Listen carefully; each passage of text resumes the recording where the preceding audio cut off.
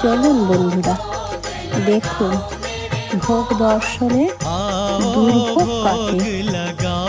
চলুন বন্ধুরা, আজকে রাধা মাধবের সেবায় এবং অষ্টসখীর সেবায় কি কি প্রসাদ নিবেদন করা হয়েছে। চলুন বন্ধুরা,